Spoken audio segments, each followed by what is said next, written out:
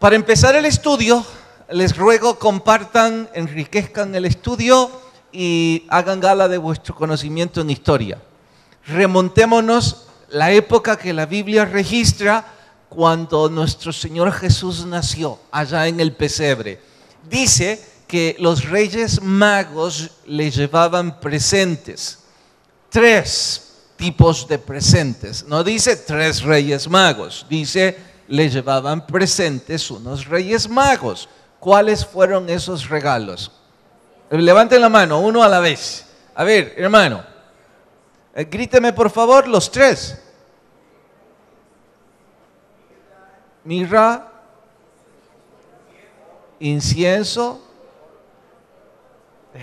Bueno. Después de que le soplaron oro. Está bien. Oro, incienso y mirra. Ahora, díganme lo que esto significa, porque sabemos que son representaciones, que era un simbolismo y que los reyes solían recibir este tipo de presentes, simbolizando precisamente su gobierno. ¿Qué significaban los 3? Hermano.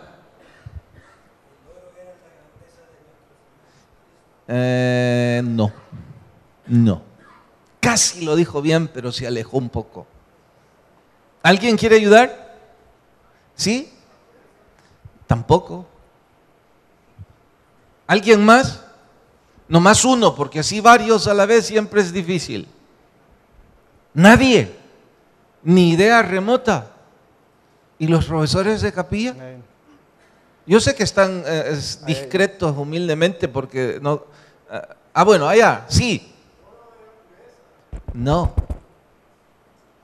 A ver, los profesores de capilla, y como están de celeste, no pueden evadirme. No, ninguno. De veras, ninguno. Hermano Romero. Están empezando una secta ahí en capilla. Wow. Bueno, ayudémosles pues. Rafael. No. Oro significa que sería un rey, realeza. Y por eso le llevaron el presente en simbolismo de oro.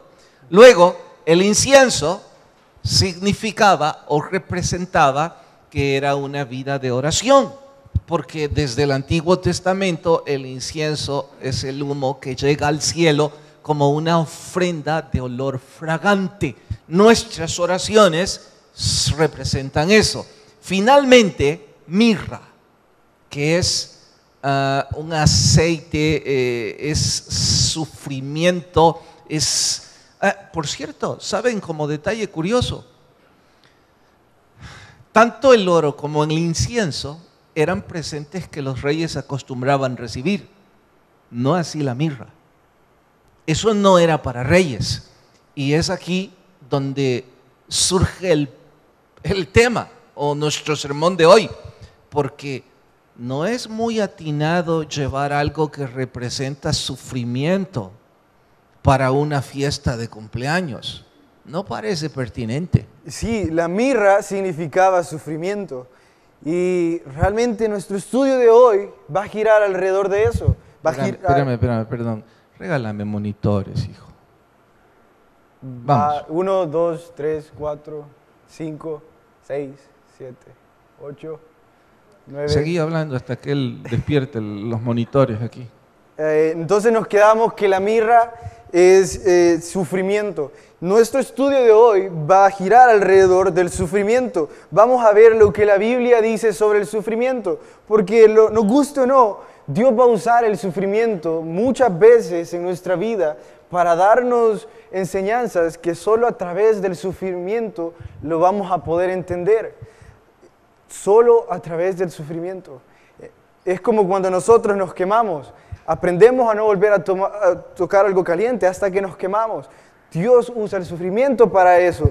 También descubriremos que el vocablo sufrimiento viene del griego Esmirna, y ese es el nombre de la iglesia que vamos a estudiar ahora.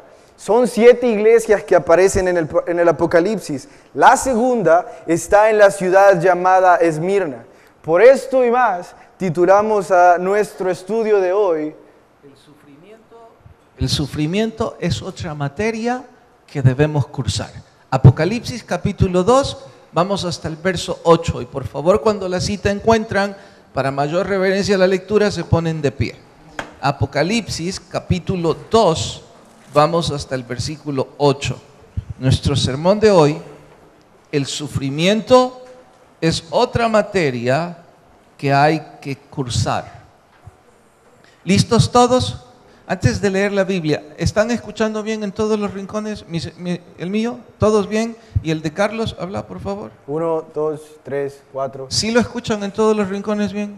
Todos bien. Solo aquí sigue sin monitor Carlos. Bueno, vamos al verso 8. Escribe al ángel de la iglesia en Esmirna.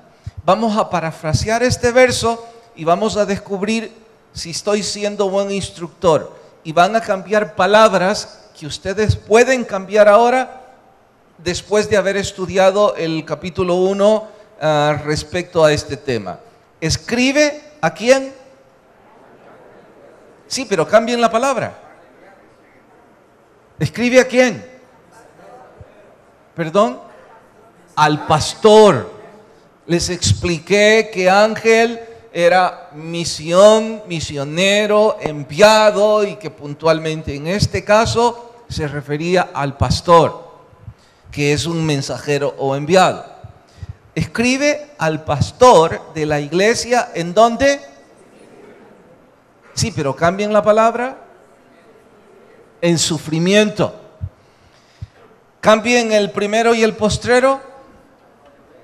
El alfa y la omega. Bueno, déjenme ver. ¿Es que no he enseñado eso en este grupo? ¿Amén o no amén? ¿O están dormidos? Eso. Bueno. El alfa y la omega. El que estuvo muerto y vivió dice esto: yo conozco tus obras y tu tribulación y tu pobreza, pero tú eres rico, y la blasfemia de los que se dicen ser judíos y no lo son, sino sinagoga de Satanás. Sinagoga en nuestro español es algo como una célula de oración, un pequeño grupo. Sinagoga no es un vocablo dirigido hacia demonismo o hacia cosas negativas. Sinagoga es el vocablo que se ocupaba para los grupos judíos que se reunían para adorar a Dios. Lo que hace la diferencia es que dice Jesús que esas reuniones de esos judíos puntualmente en la ciudad de Esmirna, esas reuniones eran para adorar a Satanás, no a él. Y él se queja de eso en ese verso, sinagoga de Satanás. Verso 10, no temas en nada lo que vas a padecer. Note que no dice, no temas porque no vas a padecer. Dice, no temas lo que vas a padecer. He aquí el diablo echará a algunos de vosotros en la cárcel, para que seáis probados y tendréis tribulación por 10 días. Sé fiel hasta la muerte, y yo te daré la corona de la vida. El que tiene oído, oiga lo que el Espíritu dice a las iglesias. El que venciere no sufrirá daño de la segunda muerte. Oremos. Señor, gracias por tu palabra y gracias porque tú nos hablas a través de ella y te podemos conocer a través de ella. Señor, no permitas que seamos nosotros los que hablemos, mas sé tú el que habla. Y por favor, ayúdanos con humildad a escuchar qué tú tienes para nosotros. Llénanos de tu Espíritu Santo, en tu nombre. Amén. Amén. Pueden tomar su asiento. Les dije que íbamos a seguir un bosquejo en cada uno de los estudios de las 7 iglesias, que este era un bosquejo, una guía o un mapa a seguir que les facilite a todos entender el mensaje a nuestra vida. Así es que ayúdenme y recuérdenme cuál es el bosquejo sugerido. Son 3 partes. 1. La historia, en efecto. Vamos a revisar el contexto histórico y la posición geográfica de cada iglesia. ¿Con qué propósito? Nos dirá mucho. Bueno, es que la historia siempre nos dice mucho. Es más, los que la ignoran están condenados a repetirla. Así es que vamos a estudiar el contexto histórico de cada iglesia y su posición geográfica. Número 2. Vamos a develar. Estoy ocupando el vocablo porque Apocalipsis significa revelar. Así es que vamos a develar las virtudes y las demandas de cada iglesia. Y número 3, lo vamos a aplicar a nuestro diario vivir, en el claro entendido que cada virtud, si es que es el caso, se puede convertir en un aplauso para nuestra iglesia o se va a convertir en una crítica. Y con mayor razón debemos estudiar las quejas, porque eso es lo que debemos corregir. Pues bien, vamos a la primera parte del bosquejo sugerido, el contexto histórico, un poquito de la posición geográfica. Esta ciudad, Esmirna, estaba ubicada en Asia Menor, igual que las otras 6. Y su historia como ciudad se remonta muchas centurias atrás de la era cristiana. Por hoy, solo es importante saber que en ese entonces se pintaba como el segundo puerto más importante de todo Asia, porque estaba en la ruta comercial, solo seguida por Éfeso, que les dije ya la semana pasada, era el puerto más importante. Y como dato curioso, aunque no es historia ni es detalle bíblico, pero acrecenta nuestro acervo cultural, aún hoy día es el segundo puerto más importante de Turquía y sigue ocupando el mismo nombre de Esmirna como ciudad, y es la tercera en cuanto a población, seguida por Estambul. Es una ciudad importante en Asia, que no está de más leer un poco sobre ella mientras nosotros averiguamos esto. Pero volviendo a la antigüedad. Tanto así que en el contexto histórico que esto se escribió, o sea, la antigüedad, a esta ciudad se le solía llamar la perla de Asia. Esto se debía a que esta ciudad y Roma se habían aliado. Entonces, como esta ciudad estaba bajo la sombra de Roma, también las riquezas de Roma venían a esta ciudad. Por ello es que esta ciudad tenía dinero, tenía riquezas, estaba en una posición socioeconómica alta, pero eso no significa que vivían bien. En realidad, esta ciudad relata la historia que sufrió masacres, sufrió terremotos, plagas, incendios. La mitad de la ciudad se quemó, dice la historia. A pesar de las riquezas que tenía, se cree que ninguna otra ciudad alrededor sufrió tanto como esta. Bueno, vea entonces el contexto. Una ciudad rica, pero muy sufrida. Dentro de esa ciudad, una iglesia cristiana, una iglesia local. Esta, como tal, me refiero a la iglesia, tuvo que batallar en ese entonces, cuando se escribió este libro, con 4 gigantes. El primero era la población judía opuesta al cristianismo. Esa es la sinagoga de Satanás. Los que se creían muy correctos, muy religiosos, muy sacerdotes, muy pastores, pero de Dios no saben nada. Entonces, había muchos en ese puerto, en esta ciudad. Segundo, con la población no judía que adoraban al César. Todo el imperio, esa parte de Asia era gobernada por el imperio de Roma, pero como bien dijo Carlos, esta ciudad tenía como peculiaridad que se volvía una vasalla a gusto, una muy digna representante de Roma. Entonces el César le propinaba privilegios, un mezquino negocio en donde con dinero pues salían el imperio ganando y también la ciudad. Estos no judíos odiaban a los cristianos, porque Roma perseguía al cristianismo. Tercero, la pujante influencia del gnosticismo y el nicolaísmo. Eso no se los voy a explicar ahora. En media semana ampliaremos sobre estas sectas. Baste con saber hoy que eran dos corrientes filosóficas que plagaban la ciudad de Esmirna. Y finalmente, la discriminación religiosa que sufrían los cristianos les llevaba al extremo de no poder comprar ni vender. Eran literalmente excluidos de la vida productiva. Bien dijo aquel predicador que este es el mensaje a una iglesia pobre, pero realmente rica. ¿Por qué? Vivían en una ciudad muy rica, pero vivían pobrezas terribles. Pongan en sus mentes conmigo que esta iglesia era un barco en alta mar, que estaba rodeado de muchas mareas. A pesar de todas esas mareas que influían en ellos, no dejaron que estas mareas los llevaran. Ellos estaban bien fundados y estaban bien anclados en la doctrina sana. Por eso, como dato curioso, las otras 6 iglesias, son 7 iglesias que vamos a estudiar, las otras 6 no tenían una demanda de parte de Jesús.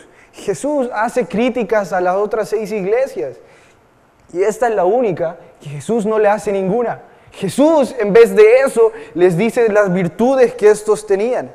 Así que, para empezar a ver esas virtudes, quiero que nos acompañen hacia el verso 9, capítulo 2, verso 9. Bueno, antes de leer el verso 9, hemos terminado con esto colocando el contexto histórico y la posición geográfica. Hemos de ir al segundo punto de nuestro bosquejo sugerido, que es develar las virtudes, y ya dijo Carlos, ninguna demanda. Si alguna vez preguntó a quemarropa, ¿cuál es la iglesia de Apocalipsis que no recibe ninguna crítica de parte de nuestro Señor? ¿Cuál es? Listo. Ahora, para ver si estamos instruyéndoles de forma atinada, ¿qué significa Esmirna? Sufrimiento. ¿Dónde estaba ubicada Esmirna? Asia Menor, por cierto, a 50 kilómetros de Éfeso. ¿Era una ciudad importante? ¿En honor a qué? En la ruta comercial, ocupando el segundo puerto marítimo más importante de la época. ¿Por qué la ciudad se le llamaba la perla de Asia? Estaba el comercio, estaba el dinero, pero hay otra razón más importante que la hacía que tuviera el comercio y el dinero. Estaba aliada con Roma. No simplemente era vasalla de Roma, estaban emparentados con Roma. Bueno, creo que eso es por ahora suficiente para la segunda parte de nuestro estudio, que es develar, en este caso, las virtudes. Versículo 9, léelo. Yo conozco tus obras y tu tribulación y tu pobreza, pero tú eres rico, y la blasfemia de los que dicen ser judíos y no lo son, sino sinagoga de Satanás. ¿Quién está hablando? Está hablando Jesús. ¿Y cuál es la primera impresión que da en este verso 9? O si lo prefieren, la primera frase. Yo conozco. ¿Qué impresión les da esa frase? A ver, mejor aún, cámbienla. Ya que el español es tan rico, cambiar vocablos y frases es tarea fácil. Así es que cambien la expresión yo conozco, ¿sí? Sé todo. A ver. No, hay que cambiar yo conozco. Yo sé. Yo he visto. ¿Así, Lick? Da la idea de que estuvo presente. ¿Qué les parece si decimos, yo sé de lo que les estoy hablando? No escuché esto. Yo conozco de primera mano lo que voy a hablar. Y antes de hablar de la obra de esta iglesia local, quiero referirme a la actitud de algunos cristianos. Es que con frecuencia yo pienso que nosotros somos los cristianos expertos en aparentar piedad. Y a veces la gente que trabaja con nosotros dice, es un buen cristiano. Somos expertos en engañar a nuestros vecinos. Nos ven saliendo con una Biblia y ellos piensan, quizás es un buen feligrés. Y a veces hasta nos volvemos diestros en aparentar con nuestra familia. Y no estoy juzgando lo que aparentemos, solo estoy diciendo que en este caso Jesús dice, mire, usted no puede escapar de mi conocimiento. Usted no tiene que aparentar nada enfrente de mí. Yo conozco sus obras. Creo que el mejor ejemplo sería que ustedes puedan decir a un amigo, o mejor, lo voy a poner en práctica con Carlos, decir, yo conozco a mi hijo. Es mi hijo.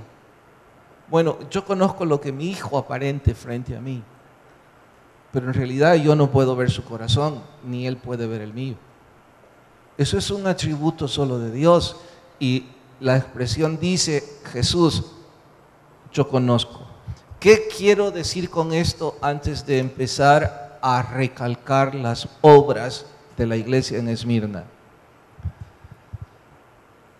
Él conoce si su sufrimiento o el mío es por la causa de Jesús, es por servirlo a Él.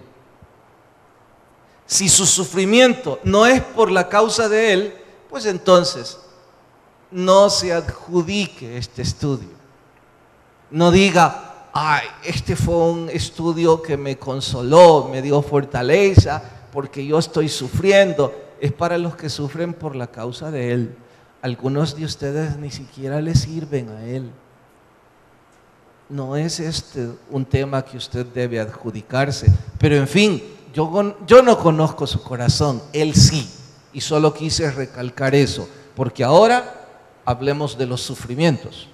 Y es que nosotros siempre hemos tenido una equivocada perspectiva del sufrimiento. Nosotros pensamos que son aquellas personas que no se pueden ni despertar, pero el sufrimiento son aquellas cosas también que no nos permiten hacer lo que nosotros deseamos hacer. No nos permiten sonreír con libertad, no nos permiten tener personas alrededor nuestro con libertad porque hay defectos en nosotros mismos. Incluso a veces llevamos cargas hacia el trabajo, hacia nuestra familia, problemas que nosotros no podemos sobrellevar. Y muchas de esas veces puede ser que sea causa de nuestros defectos y de nuestros pecados. También puede ser de que Dios nos ama tanto que Él no quiere que vivamos así, que Él no puede dejar que nosotros sigamos viviendo con esos defectos. Entonces Él, en su soberanía, decide darnos ese sufrimiento para cambiarnos, para moldearnos a su carácter. Él dice, no te voy a dejar seguir viviendo con ese defecto. Voy a humillarte para que aprendas a ser humilde, para que dejes de ser soberbio.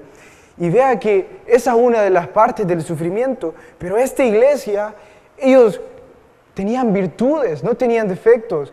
Ellos estaban sufriendo simple y sencillamente por la causa de Cristo. Uno de esos ejemplos, yo diría uno de los más grandes, fue que mientras el cristianismo se empezaba a esparcir, se hacía más grande en esta iglesia, llegó el momento en que la persecución de ellos recrudeció. Es decir, el odio hacia los cristianos se hizo más grande, a tal grado que el pastor de dicha iglesia, Policarpo, ese era el nombre del pastor, fue llevado hasta el procónsul, fue llevado a ser sentenciado. Y la sentencia fue esta: si usted maldice el nombre de Jesús, puede largarse. Si usted no lo hace, lo quemo vivo frente a su iglesia. Y esto es historia secular, muy reciente. No es historia bíblica, por si alguno dice, ¿en qué parte de la Biblia está esto? Es historia secular. Escuchen la respuesta de Policarpo De hecho, su respuesta es lo que lo volvió famoso en la historia. Él dijo, durante 86 años he servido a Jesús y nunca, ni un tan solo daño Él me hizo. ¿Cómo puedo yo maldecir a quien me ha salvado y dado vida eterna? Y lo quemaron vivo. De ese sufrimiento es del cual habla esta carta, conozco tus obras. ¿Saben? Luego refiere la palabra tribulación, y en el primer culto, Carlos, alguien se me acercó después y me dijo la diferencia entre quitar el trigo.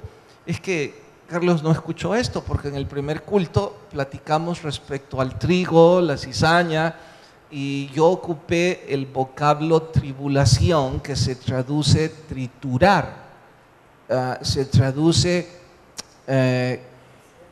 ¿perdón? No, se traduce, es un vocablo que viene de la agricultura y lo ocupaban para separar el trigo de la cizaña.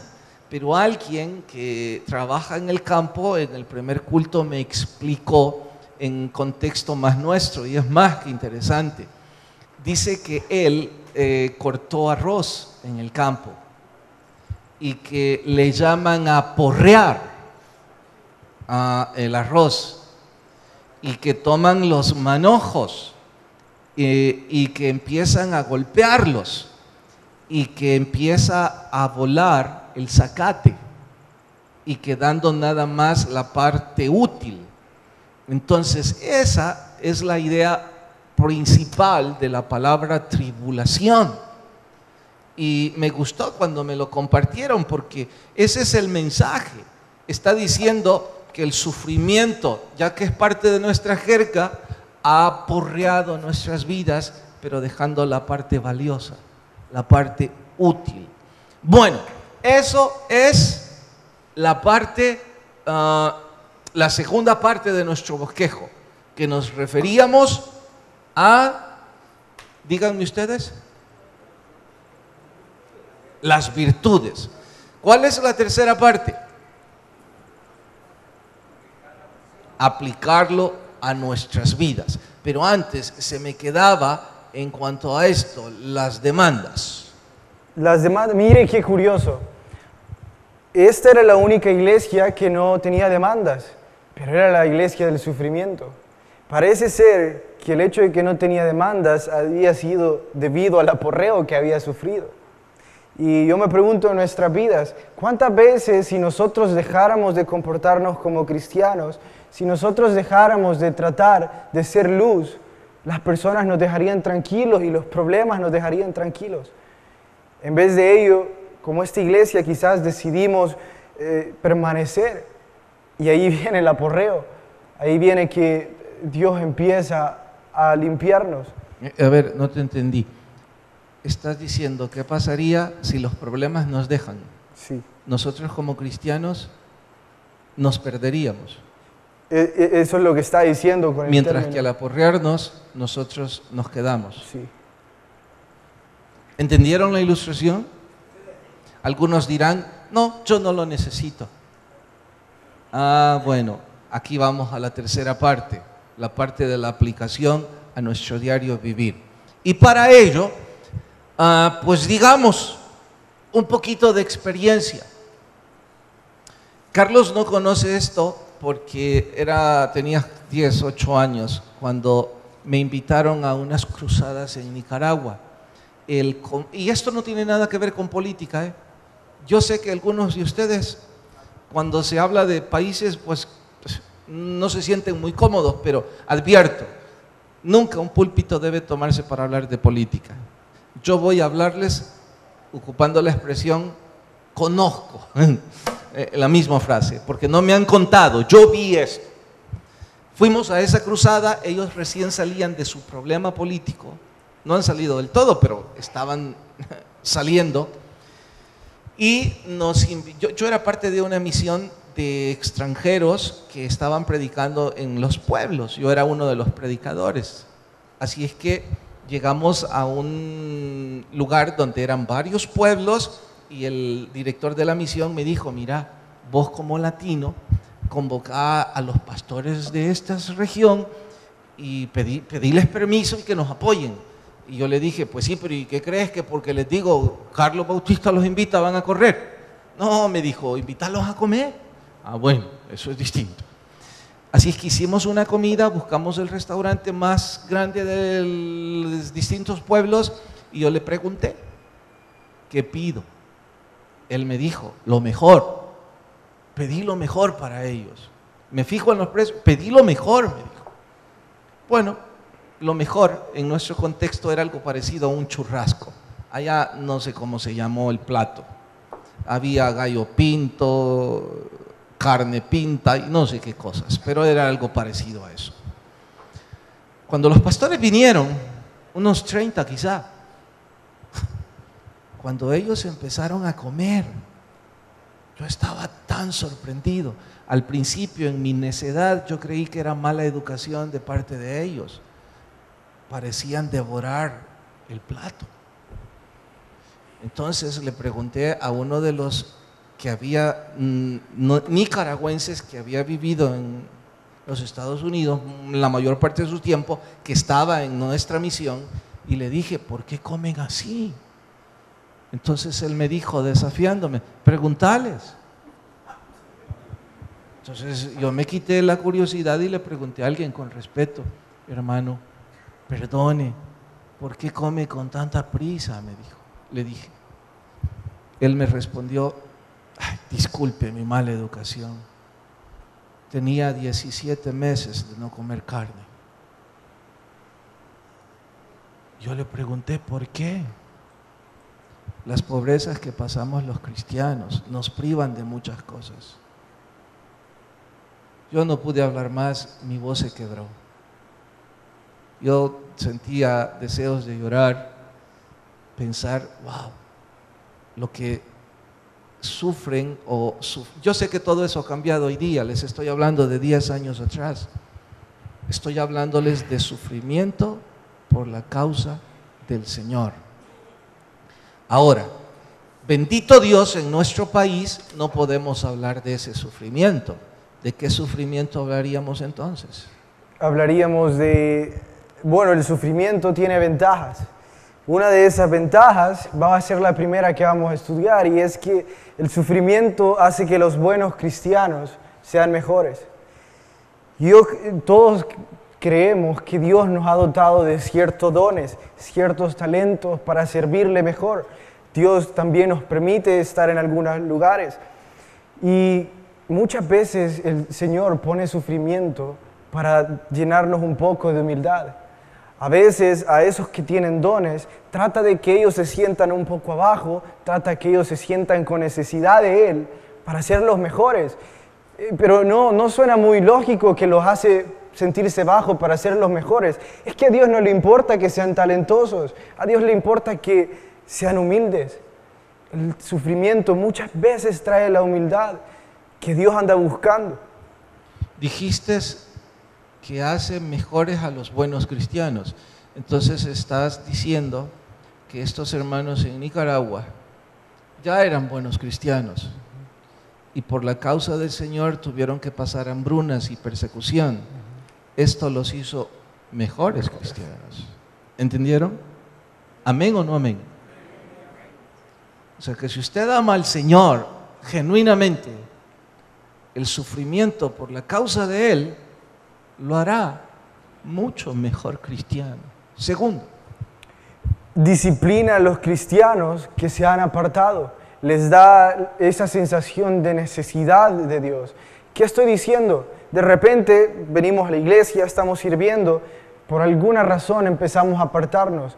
Dios manda esa tribulación, manda ese problema para decirnos, hey, pará, yo soy lo que necesitas, y usa eso como quizás ponernos cadenas en el cuello y jalarnos para que no sigamos más perdidos de lo que ya estamos. Estás diciendo ahora que los malos cristianos necesitan ser aporreados.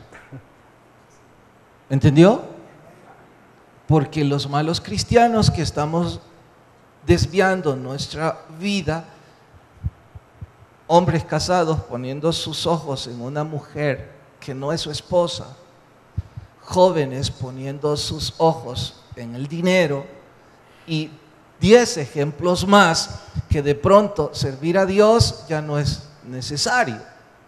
Así es que un poco de sufrimiento o un poco de aporreo va a hacer que ese mal cristiano retome el camino correcto. ¿Está claro? Tercero, Separa el trigo de la cizaña. Jesús ocupó esta parábola y vamos a ampliarla un poquito más. Jesús amplió la parábola que dice que el trigo y la cizaña solo se pueden separar cuando ya están bien crecidos, cuando se puede reconocer, pero también especifica que Jesús es el único que puede limpiarlo, que puede separarlos. Una de las maneras que Él ocupa para separarlos es el sufrimiento. No estamos diciendo que esta va a ser siempre, estamos diciendo que esto es una de las maneras que Él ocupa. ¿A qué me refiero?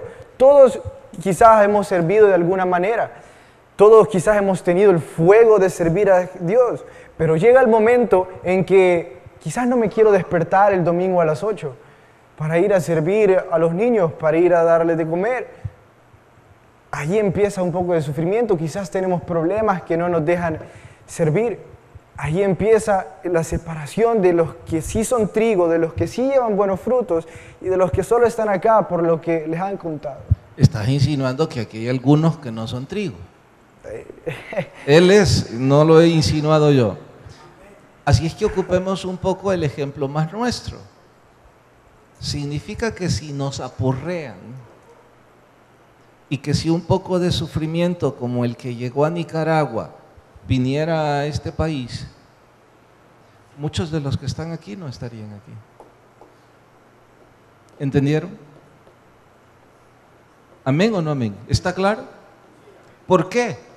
Porque evidenciarían que en realidad nunca amaron al Señor. Estaban aquí por pura conveniencia, por pura religiosidad, porque el Señor le dice que le va a ir bien en sus negocios, en su matrimonio, en esto o lo otro, pero sufrir por la causa del Señor, eso no es para mí. Exacto. Entonces el sufrimiento separa los que son de los que no lo son. ¿Está claro? Finalmente, derrota a Satanás en su propio juego. ¿Qué quiere decir?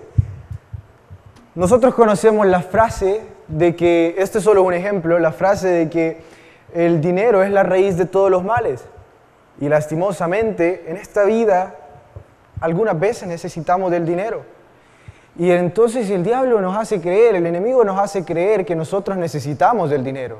Nos hace sufrir sin el dinero.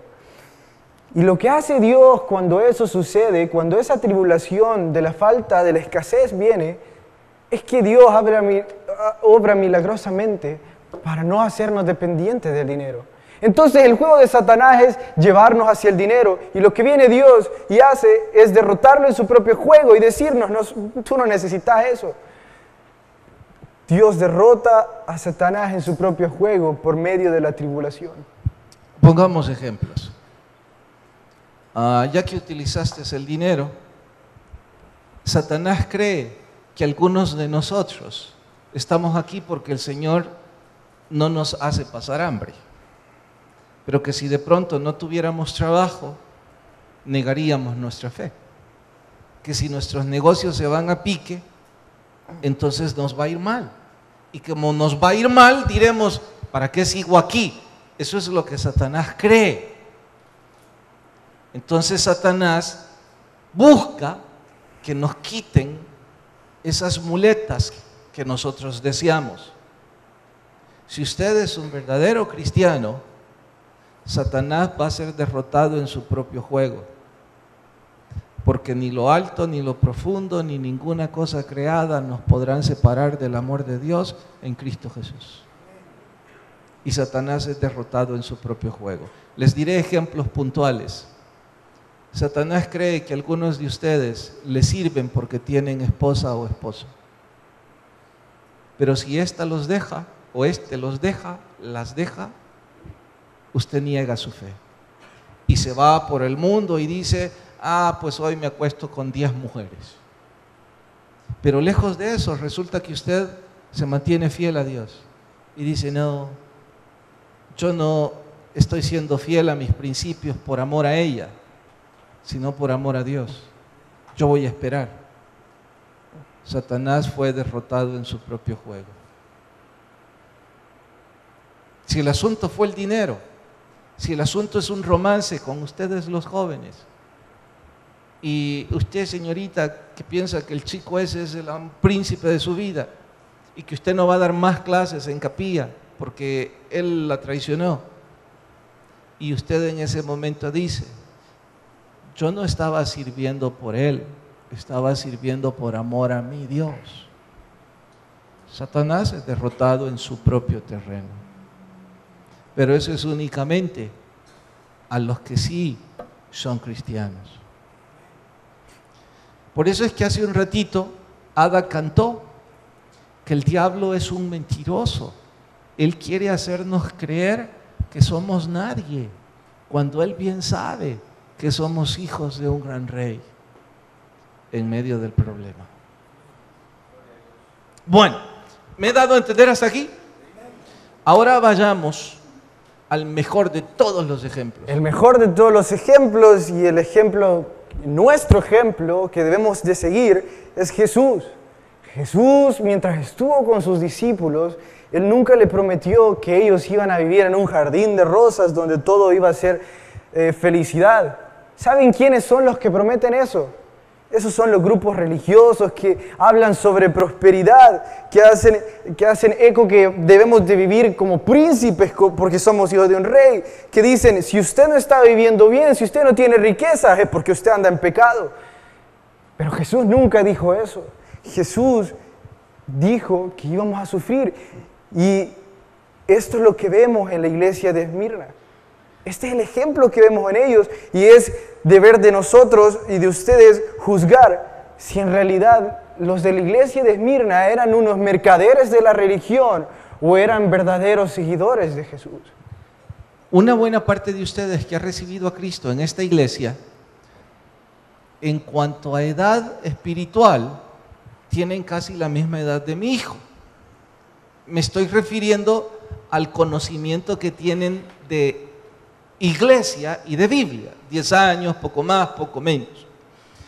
Pues yo creo que deben escuchar esto con doble atención, porque ustedes desconocen, una vez más, no lo que me contaron, lo que he visto. Y es que Carlos ocupó la frase mercaderes. Hace 10 años, la iglesia evangélica en este país se vio plagada de una cantidad de mercaderes usando fraseologías como esta. A ver si me le ayudan a la abuelita. Hermanos, ¿dónde está Aquí está. Aquí viene ya la hermana. No tenga pena, abuelito. Usted es amiga mía, así que denle la pena. Gracias. Se vio plagada de estos mercaderes que usaban frases como esta: invierta en el evangelio, siempre. Usted da hoy, recibirá mañana. Y mire, maldijeron tanto este país que hay hoy día iglesias evangélicas, ONGs evangélicos, con esa filosofía que es propia de un mercenario de la Biblia. Porque yo les pregunto a todos los que le hacen creer a la gente que si es un buen cristiano es porque tiene dinero, porque la está pasando bien, porque no sufre problemas, porque puede hacer esto o lo otro. ¿Qué hacen con Esmirna? Esta es la única iglesia que no recibió críticas de Jesucristo. Aguantaban hambre, aguantaban atropellos, humillaciones, no tenían nada. Y Jesús les dice que son los mejores. Esto deja en evidencia las charlatanerías que esos grupos enseñan. Pero realmente yo no los culpo. En realidad, eso se ve bastante bien. Les están diciendo, venga, compra esta religión, no pase por el sufrimiento. ¿Se imaginan si las iglesias estuvieran llenas, si los predicadores hablaran sobre sufrimiento? Venga a sufrir, venga a ser quemado y como el pastor Policarpo. No vienen. No vienen. Ah, por eso la iglesia pare de sufrir, ¿verdad? No me había fijado. Entonces, realmente no los podemos culpar. Es algo bastante fácil. Nosotros pagamos y tenemos lo que queremos. Tenemos una relativa paz. Llena nuestras expectativas. Pero ¿a quién le gusta sufrir? Ya me perdí, es que estoy pensando en el nuevo nombre. La capilla pare de sufrir. O la capilla para los que tienen. Qué ridiculez, ¿no? Sí, los predicadores, y de pronto enseñamos el evangelio, de vez en cuando hay sufrimiento. Jesús nos lo dijo. Y como vos referiste que es el mejor ejemplo, que tenés toda la razón, ahora hago eco de esto. ¿Notan que Jesús nunca le dio un puñetazo a sus discípulos para entrenarlos? Carlos, vas a sufrir. Así te van a dar. Jesús nunca hizo eso. ¿Saben qué es lo que Jesús hizo? ¿Qué hizo?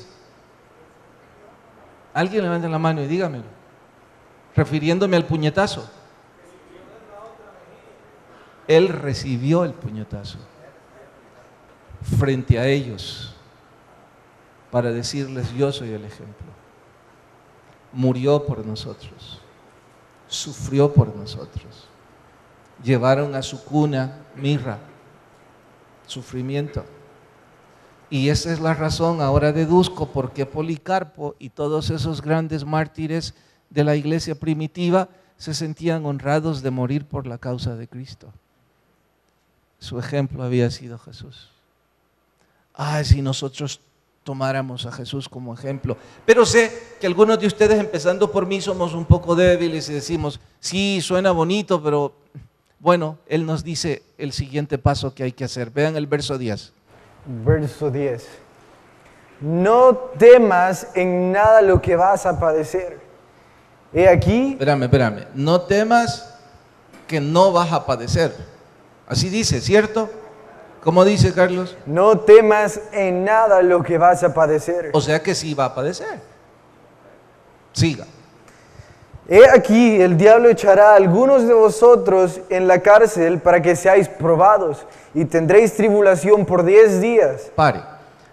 Los historiadores se preguntan si esos 10 días son simbólicos o literales. La mayor parte cree que son históricos, que hubo una persecución en donde alguna especie de ley que durante 10 días tenían que privárseles de libertad mientras no profesaran a Jesús, y no necesariamente proféticos. Continúe. Sé fiel hasta la muerte, y yo te daré la corona de vida. Bueno, no temas. Así Sí. es que ayúdame, recordame lo de la oveja. Sí, y en realidad yo comprendo los que estamos escuchando esto. En realidad escuchamos tribulación, escuchamos problemas, sufrimiento, y eso pone un poco de temor en nuestros corazones, lo cual es normal. Y me encanta cómo Jesús a través de Juan decide terminar esto. Le dice, no teman. Y usé en el anterior culto una ovejita que tiene temor. Realmente las ovejitas pasan la mayor parte del tiempo con temor. Las ovejitas le temen hasta a su reflejo en el agua. Les temen a cualquier cosa. Pero te voy a interrumpir para que ellos entiendan el contexto. En la preparación de Carlos incluye cuidar una oveja. Entonces, literalmente Carlos compartió su vida con una oveja. Entonces, como yo nunca tuve ese privilegio, de hecho hoy sí tenemos 2 allá en San Martín, pero están muy feas, no quiero estar con ellas. Entonces, lo que Carlos está diciendo es literal, y me llamó la atención cuando decís que le tienen miedo a todo. Sí. ¿Y qué es lo que hacías con eso? Y es que el problema es que le tienen miedo a todo, porque las ovejas no pueden hacer nada, no muerden, a veces se pelean entre ellas, pero realmente son muy desobedientes, son muy bobas. Entonces, ellas le temen a todo. La única manera para que ellas no tengan temor es que el que la está cuidando, el pastor, tiene que tomarla entre sus brazos y hacerle sentir que él está ahí. Tiene que hablarle, tiene que sobarla, tiene que hacerle sentir que él está ahí. ¿Y cuando hacías eso, asunto resuelto? Sí, se calmaban un poco. Me dijiste que es como un chuchito. No, los perritos son obedientes, son inteligentes, las ovejas no. Las ovejas son desobedientes, temerosas, bobas. Y note que Jesús no nos comparó con un perrito, nos comparó con una oveja. Si usted tiene mascota, habrá notado que el perrito, cuando usted lo pone en sus brazos, es un peluche. Carlos dice que la oveja es terca, que en lugar de quedarse en los brazos de su pastor, decide hacer lo que le da la gana. Y claro, como no puede defenderse del depredador, entonces se llena de miedo, y el miedo es el gran ladrón de la paz mental. Y el diablo, que es un mentiroso, nos quiere hacer creer que somos nadie, cuando él bien sabe que nuestro Dios es nuestro supremo pastor. Pero dice de qué es especialmente de lo que no debemos tener miedo. ¿Qué es eso? Es en el verso 11. El que tiene oído, que oiga lo que el Espíritu dice a las iglesias. El que venciere no sufrirá daño de la segunda muerte. ¿De cuál muerte? O sea que hay dos muertes. A ver, Giner, hay dos muertes. ¿De cuál dice que usted no debe temer? ¿Y cuál es la muerte física? La que todos vamos a padecer. La separación de el alma de nuestro cuerpo. ¿Cuál es la segunda muerte? La separación del alma de quien nos creó. La segunda muerte es infierno por la eternidad.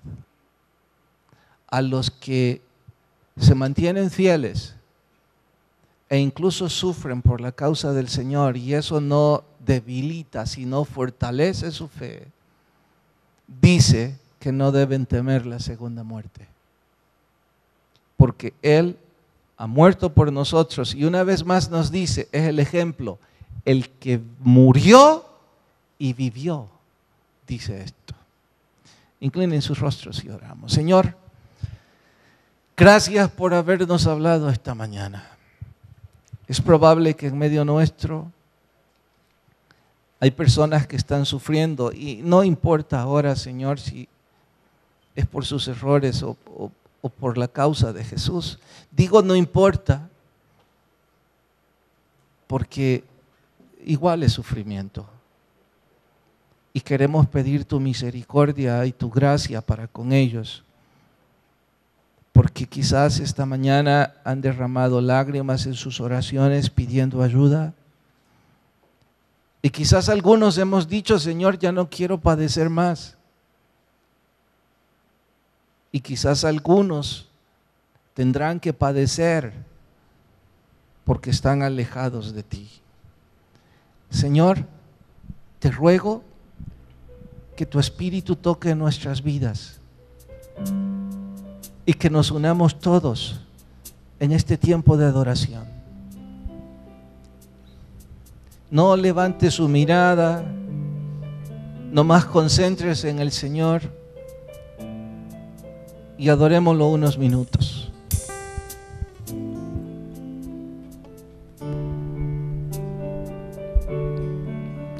Llenas hoy mi corazón con tu presencia,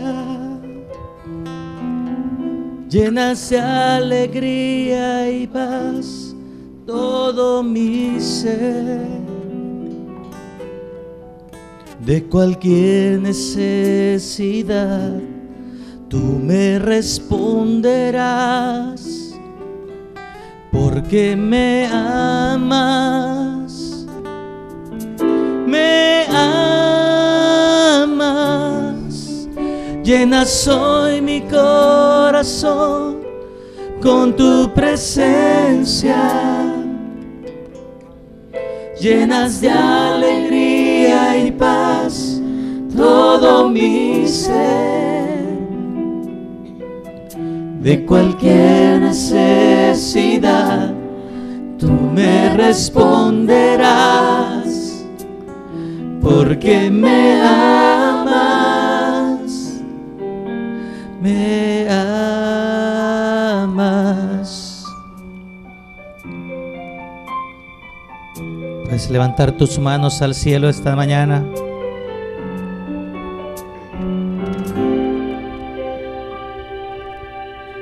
Con mis manos levantadas hacia el cielo, me presento ante ti hoy, mi Señor,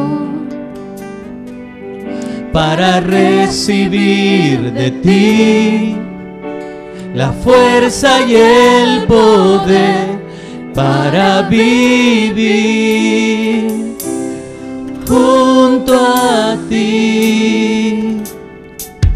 Con mis manos levantadas hacia el cielo, me presento ante ti hoy, mi Señor, para recibir de ti, para recibir de ti la fuerza y el poder para vivir junto a ti. Llenas hoy mi corazón con tu presencia, llenas de alegría y paz todo mi ser. De cualquier necesidad tú me responderás, porque me amas, me amas.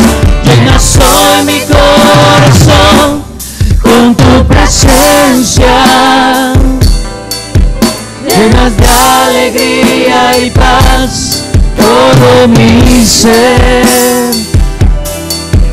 De cualquier necesidad tú me responderás, porque me amas, me amas. Señor, gracias por dejarme claro que habrán momentos difíciles, que me amas y aún en esos momentos mostrarás tu gracia. Quizás en medio nuestro, Dios, hay personas que están sufriendo y necesitaban escuchar eso. Gracias por consolarles. Y quizás hay personas que necesitaban ser advertidos de que serán disciplinados si no regresan al redil. Y gracias porque eso es también por amor. Y Señor, si hay alguien sin Jesús, ruego toque su corazón tan fuerte que él o ella puedan venir a ti. Mientras todos oran, sus rostros inclinados y sus ojos cerrados.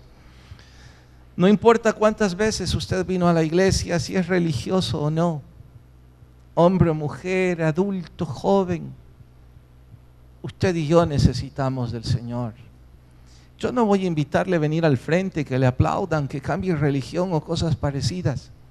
La invitación es que usted abra su corazón a Jesús con fe y que Él ministre en su vida. Y si alguien esta mañana dice, pues yo quiero hacer eso, con toda discreción donde está, levante su mano en señal y la baja de inmediato. Déjeme orar con usted. ¿Habrá alguien? Entiendo que usted puede estar pensando, mire, lo que ha dicho es que se va a sufrir y así quiere que yo venga a Jesús. Bueno, tampoco diré lo contrario. Tampoco diré, venga Jesús, porque tendrá bien, recibirá dinero y resolverá sus problemas. La Biblia dice, si alguien quiere venir en pos de mí, tome su cruz y sígame. Si usted quiere seguir a Jesús, con humildad, abra su corazón a Jesús. ¿Habrá alguien? Alguien que toma ese paso de fe, levanta su mano y me deja orar con usted.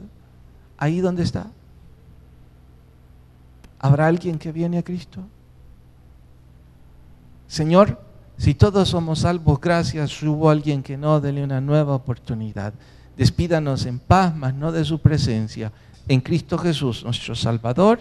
Amén y amén. Dios nos bendiga. Nos vemos media semana con el mensaje a la tercera, creo que es Pérgamo. No se lo pierda. Que la paz de Dios vaya con todos.